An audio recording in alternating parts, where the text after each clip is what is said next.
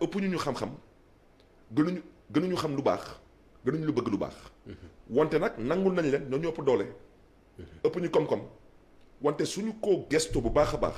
mais tey xool leen tey ci Covid 19 Covid 19 France dem ba ne Afrique yëpp kenn du dugg ci réewam benn pays africain noir kese moo amoon droit dem France mooy Rwanda. ana France ak Rwanda balaa ngay wax France ak Rwanda nga wax France ak Sénégal nga wax France ak Guinée nga wax France ak Mali nga wax France ak Côte d'Ivoire mais parce que Rwanda la ñu respecté parce que le président du Rwanda il se fait respecter mais quand vous avez des présidents ici sàcc lañ fi nekk di bañ a wax dëgg seen askan di tappale ak di kàcc ak di dëpp élection mais ñooñu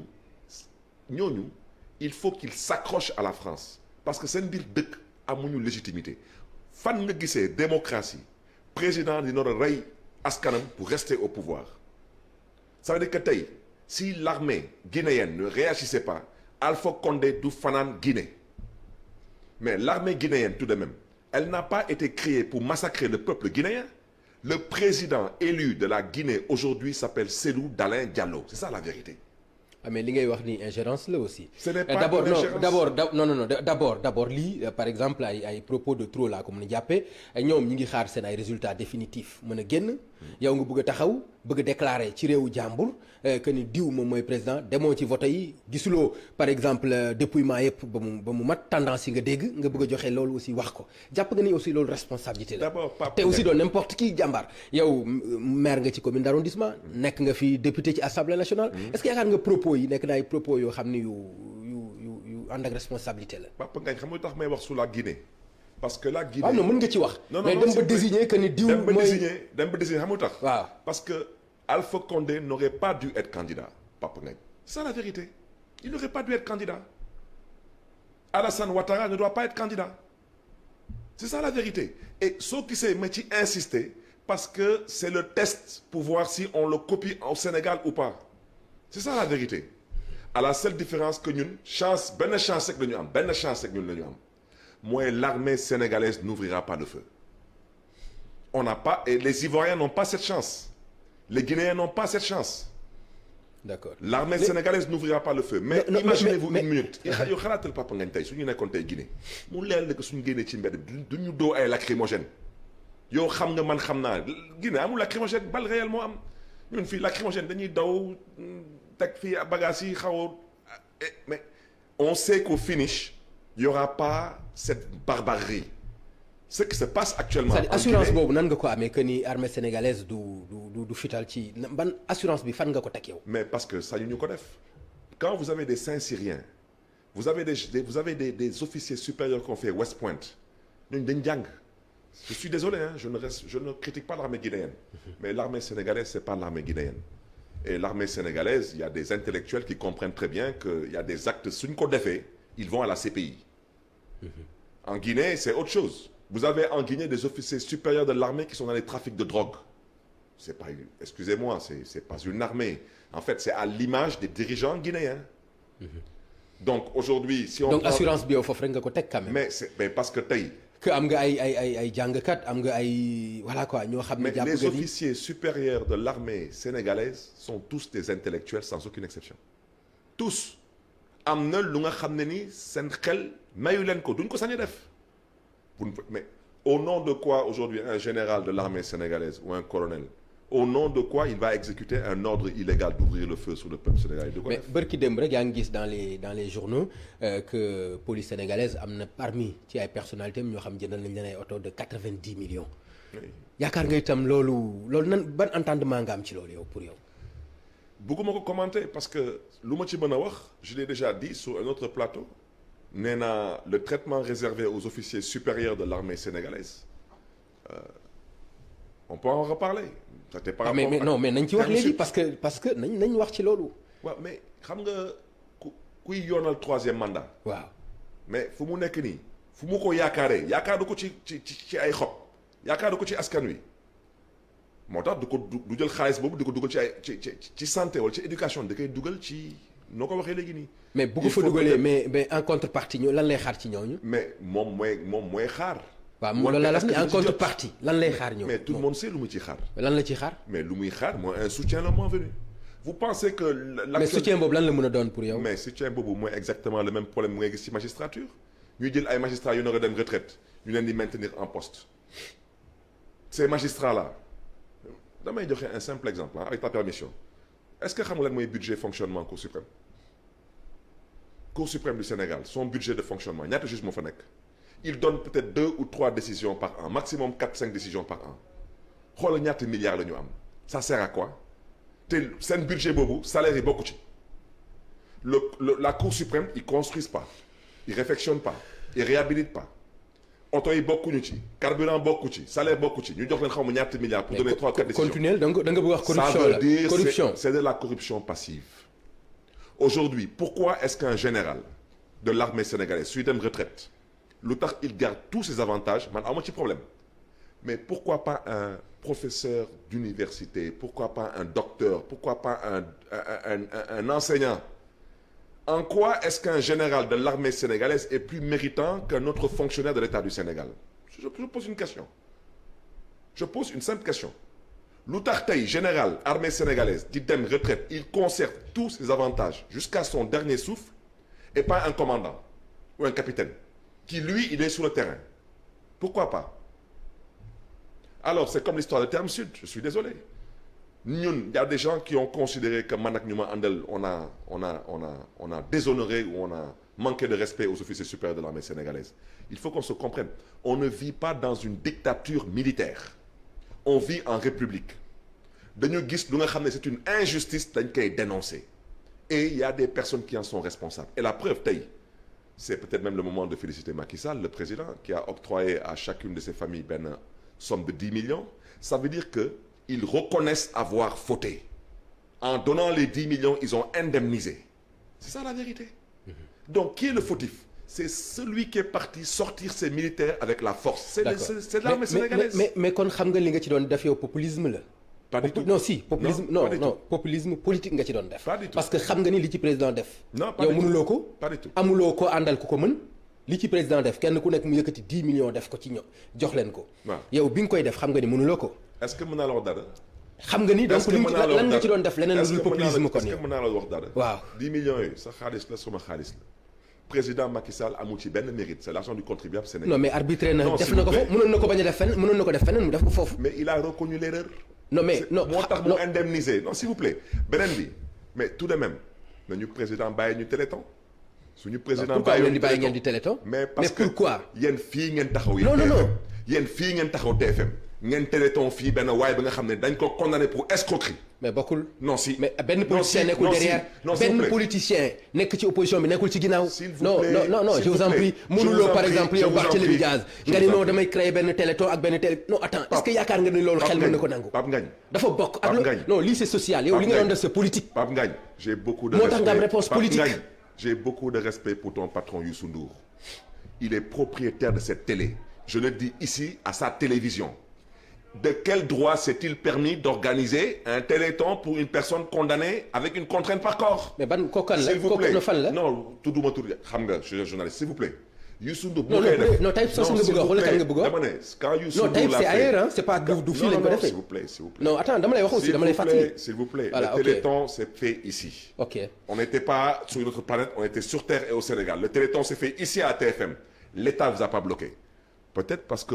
notre grand frère notre ami Youssou Ndour est du pouvoir non Barthélémy vous savez Pape non xoolal non Pape non attends yow Pape tu me connais moi je parle sans passion ni émotion je parle de 79 familles de militaires expulsés xam nga tey Pape yow même tey soo doon ñibbi sa kër nga gis benn famille ñu leen di génn ci mbedd bi yow soo mënee droité di nga droité loo ci mën di nga ko def lu ma fu may daanale fu may daanale du ma ko def ak yow ni nga ko defee du ma ko def avec les télévisions du ma ko def ak non du ma ko def jël par exemple seen ay prothèses ñu koy sol ñoo xam ne ñi ay handicapé la ñu nga taxaw di par exemple ñoom ci seen misère boobu nga bëgg ci def sa benn coup de pub pas du tout si Pape est-ce que mën naa la wax dara xam nga ci ñun catholique yi lan mooy parrain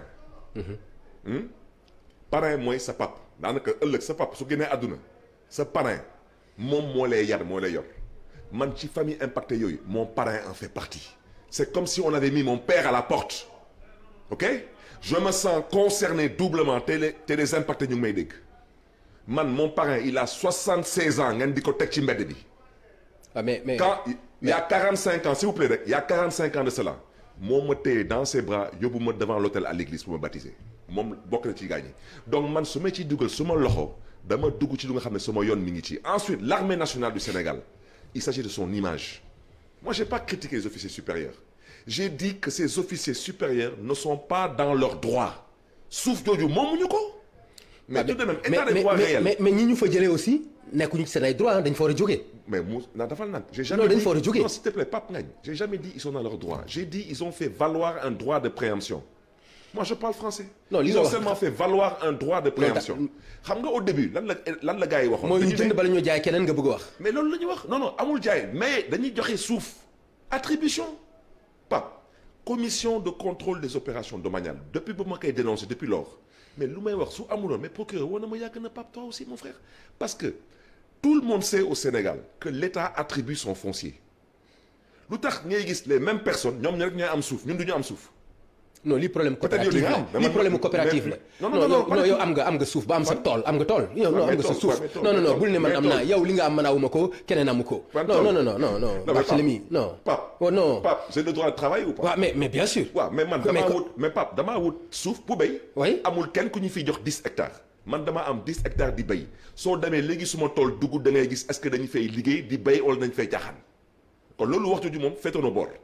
man tey ba may ñëw foofu kenn mësuma dégg xuloo ma ci ak villageois xeexuma ak villageois damaa waxtaan ak ñoom ba juboo ñoom seen bopp ñoo ma jox ma xëy liggéey kese du leneen wante tey su ma jógee ma ne tey man tey suuf bi ñuy sax-saxi Sénégal dañ koy joxe à travers une commission de contrôle des opérations domaniales bu coow littoral bu muy am mais dégg ngeen fi président Macky Sall mu ne il propose à ce que la DSCOS bu nar a surveiller et contrôler l'occupation des sols.